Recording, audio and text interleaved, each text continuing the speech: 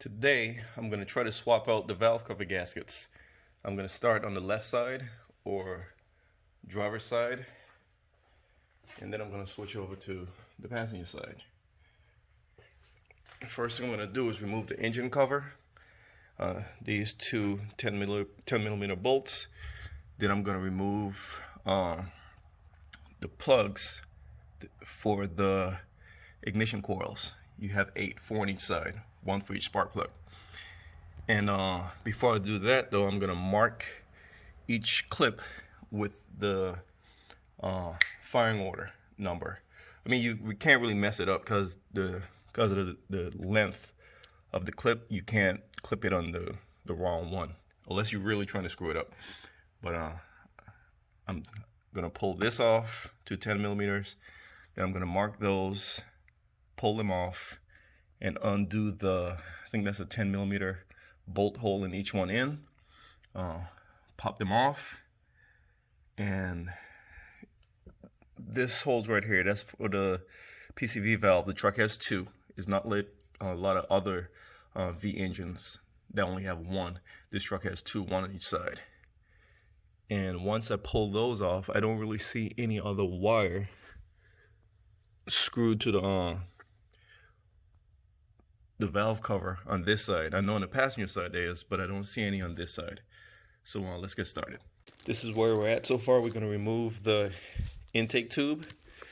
Then we're going to remove the left PCV valve tube.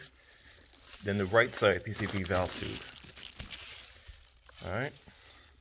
Just some spring clips, one there, one there, one there, and one right there. Alright, and once we remove that, right here where this harness clips in, I'm going to unclip that. And there's one under here. I'm going to unclip that. That way I could have some play in the harness when I'm pulling the valve cover up. I already numbered the clips on this side. It's 1, 3, 5, 7. And on this side, it's 2, 4, 6, and 8. Alright, you got to remove all these little clips. Let me see if I can turn on the flash. There we go. These little clips right here.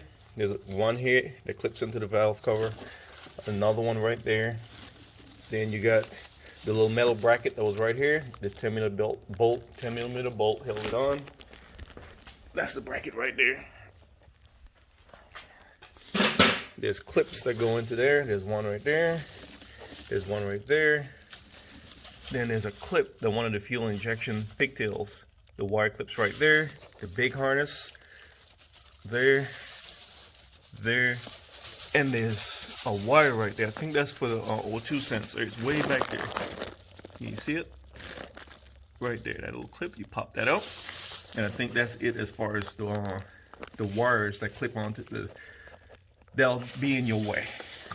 I'm not going to remove the injection pigtails. I think I'll just swing the harness out of the way. You can see the coils are out, and the pigtails, like I said, I like to number them. Although they can only go back one way, I still like to number them. I need to put a rag in there. Just have it. There, the coils. You got a V8, so you got 4 on each side. They're numbered 1, 3, 5, 7. That's the driver's side or left side. And 2, 4, 6, 8 on the passenger side or right side. These aren't wet, which is a good sign. I did a old school Nissan V6 touring car, years ago. And when I pulled the boots out for the spark plugs, 2 of them were wet. And what it told me was a little O-ring that seals the valve cover to the spark plug tube. That failed. And before I could get the plug out, I had to basically use a wet dry vac and suck out all the oil that had seeped down into the tube. So this is a good sign that those are dry. But I could see, because I would smell oil every now and again, and I can see if you follow that line. You see that line right there? How it's black? That's not black from the color of the material. That's black from oil. It's the valve covers, especially the driver's side.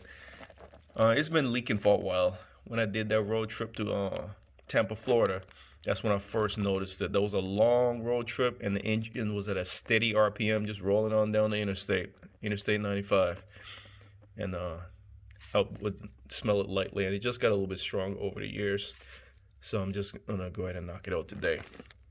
And I'm gonna do, I think I said this initially, I'm gonna do the driver's side first, put it all back together. And the reason I'm doing one side at a time is in case I get tired or I just say, you know what, that's enough for the day.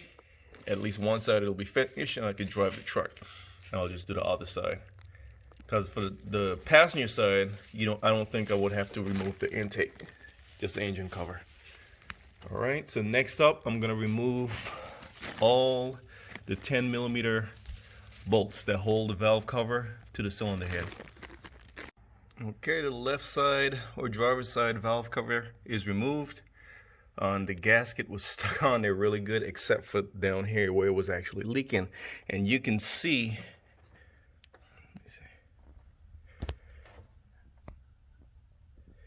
you see like in that spot right there. Notice there's a space.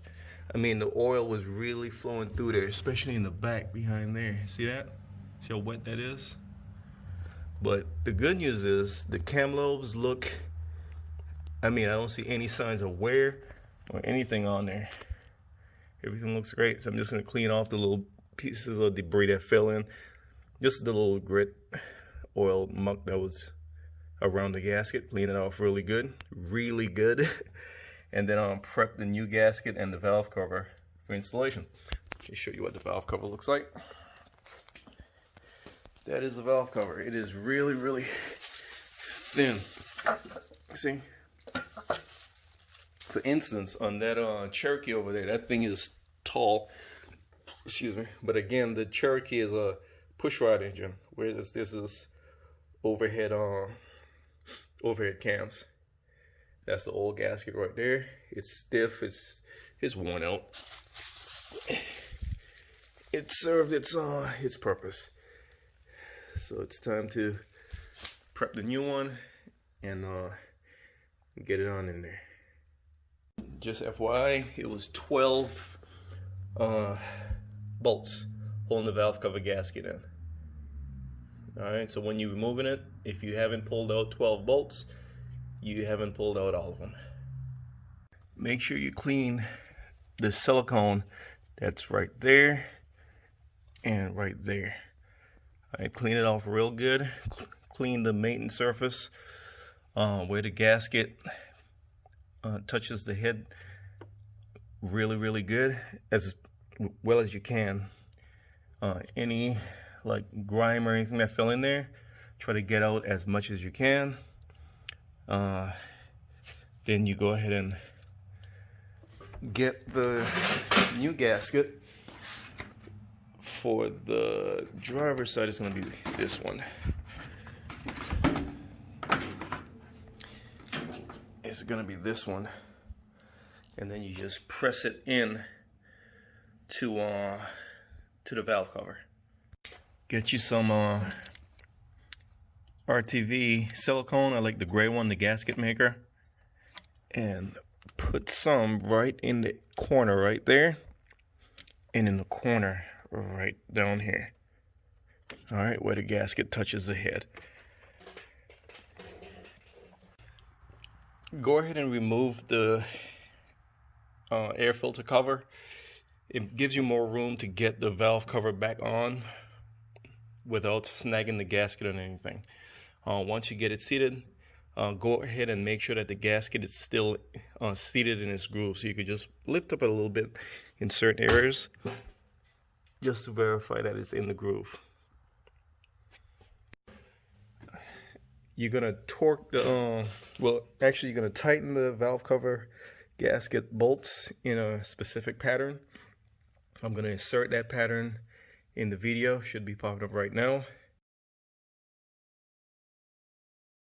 I'm also gonna insert the torque numbers for it. All right, the first one, you're gonna go down to 18 inch pounds. I'm gonna say it again, 18 inch pounds, not foot pounds, on the first go around. And the second go around, you're gonna go down to I think it's 73 inch pounds. But again, I'm gonna include it in the video. Should be popping up about right now. Once you get it all torqued down, go ahead and stick your ignition coils back in. 1, 3, 5, 7. And then you can put the 10mm bolts that hold them in. Start snapping your wire harnesses back in to where they go in the various locations. There's one right there. Once you get all your wiring buttoned up, then you can start putting your intake tube back on. Of course, after you put on your air filter cover. And then once you get all that button back up, your driver's side will be finished. I just finished putting the clips for the wiring harnesses, clipping them back where they're supposed to go, put the intake duct back on, the engine cover back on, reconnected the negative battery terminal, and just want to show you the tools that I needed for this job. The only tools I actually needed was a 10mm extension ratchet, a 10mm wrench to disconnect the negative battery terminal,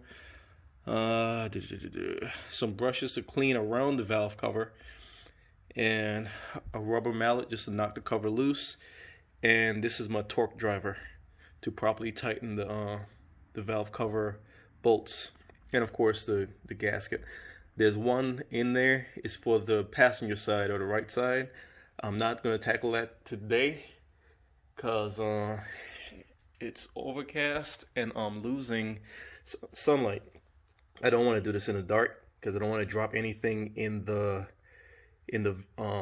top of the engine when I remove the valve cover. That would suck. Let's move this. My hands are filthy. And I'm gonna fire up.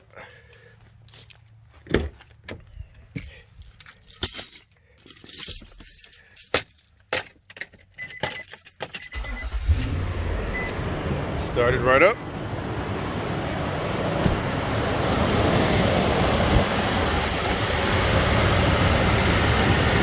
And I can see the edge of the top of that cylinder head, and I don't see any leaks. So I'm just going to keep my eye on that for the next day or two, just to make sure everything's good to go.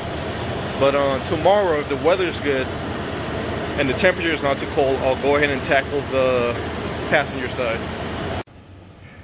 This Nissan Armada has 206,855 miles on it. Now listen to how quiet that engine sounds.